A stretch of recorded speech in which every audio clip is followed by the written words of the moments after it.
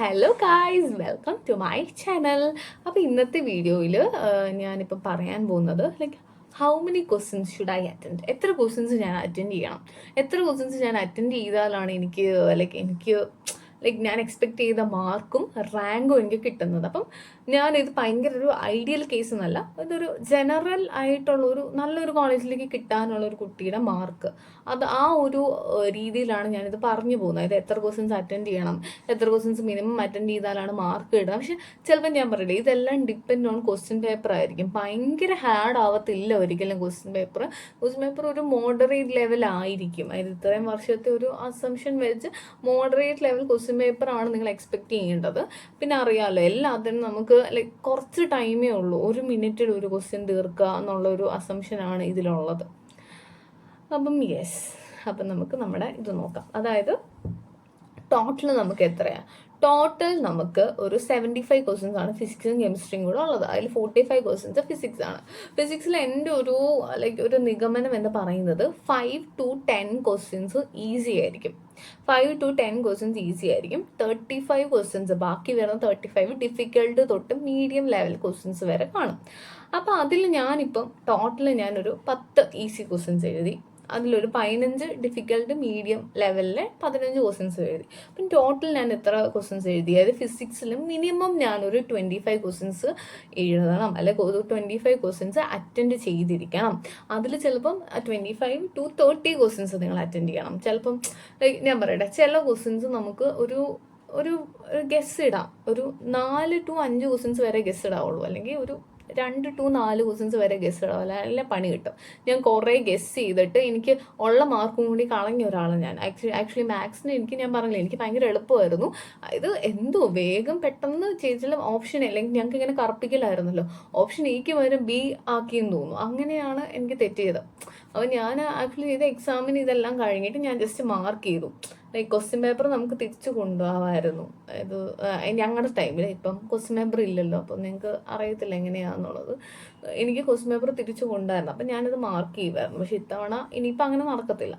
അപ്പം എൻ്റെ ഒരു അസംഷനിൽ 25 ക്വസ്റ്റ്യൻസ് നിങ്ങൾക്ക് അറിയാമായിരിക്കണം. അതായത് 45 ക്വസ്റ്റ്യൻസിൽ 25 ക്വസ്റ്റ്യൻസ് ഉള്ളതെങ്കിലും നിങ്ങൾ അത്രയെങ്കിലും മാക്സിമം നിങ്ങൾ പഠിച്ചിരിക്കണം. പ്ലസ് ഒരു 5 ക്വസ്റ്റ്യൻ നിങ്ങൾ ഒരു ഗസ് വർക്ക് പോലെ ചെയ്താൽ 30 ക്വസ്റ്റ്യൻസ് നിങ്ങൾക്ക് കിട്ടും. അതായത് 30 ക്വസ്റ്റ്യൻസ് ആണ് നിങ്ങൾക്ക് നിങ്ങളുടെ കയ്യിൽ കിട്ടുന്നത്. അപ്പം 25 ക്വസ്റ്റ്യൻസ് കറക്റ്റ് ആക്കി എന്നൊരു അസംഷനിൽ 25 into 4, അതായത് 100 മാർക്സ് ആണ് എനിക്ക് കിട്ടുന്നത്. അതായത് 100 മാർക്ക് ഫിസിക്സിൽ കിട്ടി.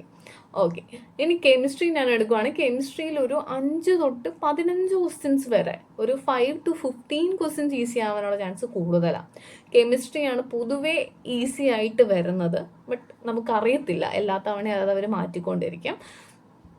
സോ ഇൻ മൈ ഒപ്പീനിയൻ 50 ക്വസ്റ്റ്യൻസോളം ഈസി വരും. പിന്നെ ഒരു 5 ക്വസ്റ്റ്യൻസ് കൂടെ നിങ്ങൾ 20 ക്വസ്റ്റ്യൻസ് നിങ്ങൾക്ക് കെമിസ്ട്രിയിൽ അറ്റൻഡ് ചെയ്യാം. അതായത് 30 ക്വസ്റ്റ്യൻസിൽ 20 ക്വസ്റ്റ്യൻസ് അറ്റൻഡ് ചെയ്യുന്ന നിർബന്ധമില്ല. അത് വേണേൽ നിങ്ങൾക്ക് ഇങ്ങനെ ഒരു cut off for the subject ഒന്നും ഇല്ല.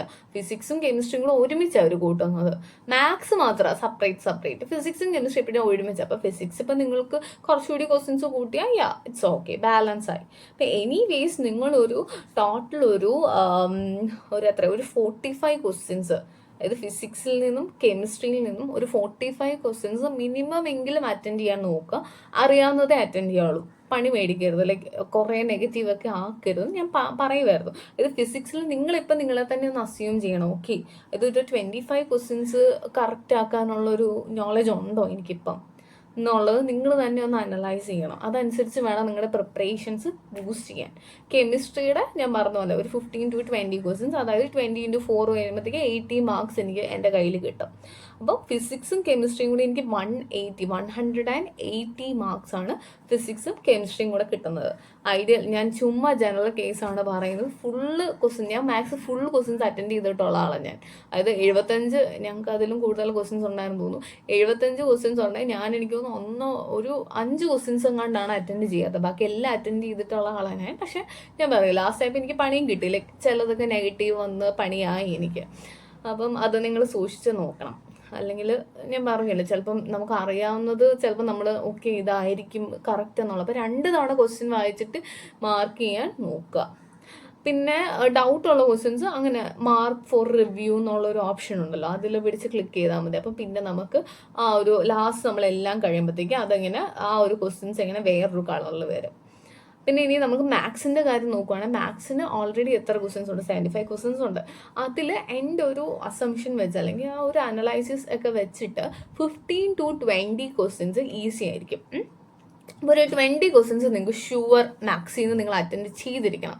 20 ക്വസ്റ്റ്യൻസ് അറ്റൻഡ് ചെയ്യാൻ അത്ര എളുപ്പം കാണും, ഉറപ്പായിട്ടും കാണും. അപ്പോൾ മാത്സിൽ നിങ്ങളില്ലേ എപ്പോഴും ഈ ആദ്യത്തെ ക്വസ്റ്റ്യൻസ് വെച്ചുകൊണ്ടിരിക്കരുത്. ലാസ്റ്റത്തെ ക്വസ്റ്റ്യൻസ് ആയിരിക്കും ചിലപ്പോൾ ഏറ്റവും എളുപ്പം. ലൈക്ക് എനിക്ക് അങ്ങനെ അനുഭവം ഉണ്ട്.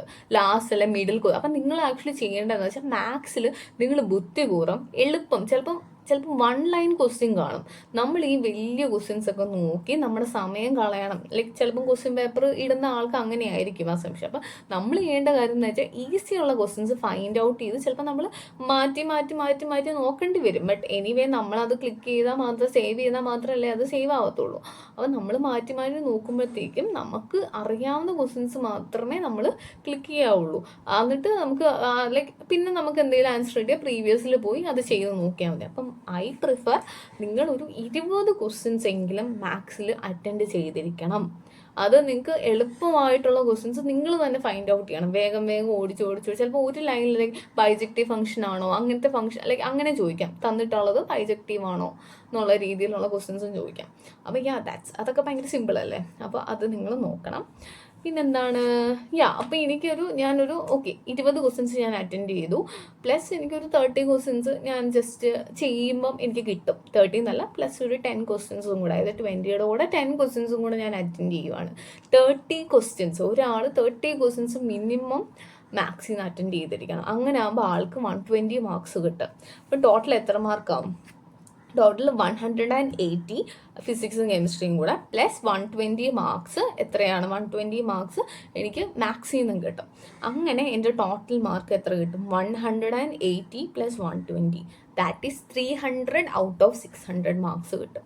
300 ഔട്ട് ഓഫ് 600 മാർക്സ് ഒരാൾക്ക് കിട്ടുവാണെങ്കിൽ എനിവേസ് അയാൾക്കൊരു IHRD പോലുള്ള ഗവൺമെൻറ് കോളേജസ് കിട്ടാനുള്ള പ്രോബിലിറ്റി ഭയങ്കര കൂടുതലല്ല.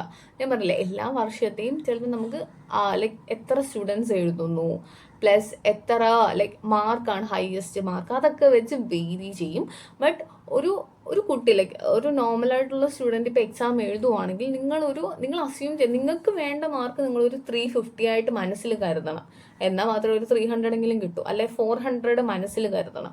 എന്നാൽ മാത്രമേ നിങ്ങൾക്ക് ഒരു 350, 300 ആൻഡ് ലൈക്ക് ആ ഒരു 300 to 400 റേഞ്ച് കിട്ടത്തുള്ളൂ. അപ്പോൾ അതിനു വേണ്ടി നിങ്ങൾ ഓർക്കുക, 45 ക്വസ്റ്റ്യൻസിൽ എനിക്ക് 30 അല്ലെ 25 to 30 ക്വസ്റ്റ്യൻസ് ചെയ്യണമെങ്കിൽ ഞാൻ എത്രത്തോളം ക്വസ്റ്റ്യൻസ് അറ്റൻഡ് ചെയ്യണം, അല്ലെ എത്രത്തോളം പ്രീവിയസ് ഇയേഴ്സും അല്ലെങ്കിൽ ഇപ്പോൾ ഉള്ള കണ്ടിന്യൂസ് ആയിട്ടുള്ള ക്വസ്റ്റ്യൻസ് ഒക്കെ നോക്കണം എന്ന് നിങ്ങൾ ഇപ്പം തന്നെ അനലൈസ് ചെയ്യണം. ഇത് സിമ്പിൾ എക്സാം ഒന്നും അല്ല.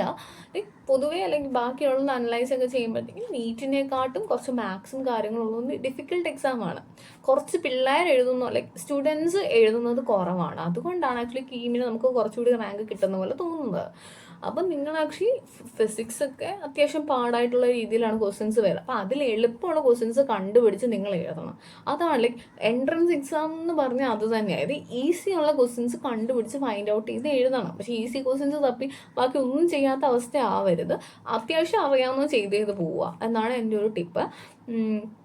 കെമിസ്ട്രിയുടെ കാര്യം പറയുവാണെങ്കിൽ അതേ ഉള്ളൂ. കെമിസ്ട്രി പൊതുവേ ഈസി ആയിട്ടാണ് വരാറ്. എല്ലാ തവണയും അങ്ങനെയാണ്.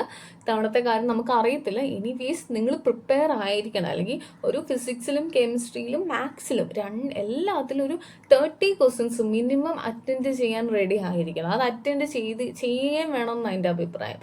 അല്ലാതെ നിങ്ങൾക്ക് ആക്ച്വലി ഇതിലും കുറവൊരു മാർക്ക് കിട്ടിയിട്ട് അങ്ങനെ വലിയൊരു കാര്യമായിട്ട് എനിക്ക് തോന്നുന്നില്ല. കാരണം അത് ഡിപ്പെൻഡ് ചെയ്യും. ഞാൻ പറഞ്ഞ പോലെ മറ്റുള്ള ഒരു 300 അല്ലെങ്കിൽ 300 to 400 മാർക്ക് എയിം ചെയ്തിട്ട് വേണം നിങ്ങൾ എക്സാം എഴുതാനായിട്ട്. അപ്പോൾ അത്രയേ ഉള്ളൂ ഇന്നത്തെ വീഡിയോ. എനിക്കറിയാം കുറേ പേര് ഡൗട്ടും കാര്യങ്ങളൊക്കെ ചോദിക്കുന്നുണ്ട്. ലൈക്ക് ഞാൻ വിചാരിച്ചതാണ് ഒരു ചെറിയൊരു കോഴ്സ് ക്ലാസ് പോലെയൊക്കെ തുടങ്ങണം എന്ന്. But it was late actually. But anyways എനിക്ക് കിട്ടുന്ന ഞാൻ ഷെയർ ചെയ്യാം. എനിവേസ് അപ്പോൾ ഇത്രയൊക്കെ തന്നെ ഉള്ളൂ. അപ്പോൾ നിങ്ങൾ മാക്സിമം എത്ര ക്വസ്റ്റ്യൻസ് അറ്റൻഡ് ചെയ്യണം എന്ന് വെച്ചാൽ 30 + 20 50, 50 + 25 75 ക്വസ്റ്റ്യൻസ് അറ്റൻഡ് ചെയ്യണം. അതായത് ഒരു ഹാഫ് അത് ടോട്ടൽ എത്രയാണ് 75 150 ഉണ്ട്. 150ൽ ഒരു ഹാഫ് ക്വസ്റ്റ്യൻസ് എങ്കിലും നിങ്ങൾ, അതായത് 75 ക്വസ്റ്റ്യൻസ് എങ്കിലും എൻട്രൻസ് എക്സാമിന്, കീം എൻട്രൻസ് എക്സാമിന് അറ്റൻഡ് ചെയ്യണം. യാ, അപ്പോൾ അത്രയേ ഉള്ളൂ. That's it. Bye bye. Next വീഡിയോയിൽ കാണാം.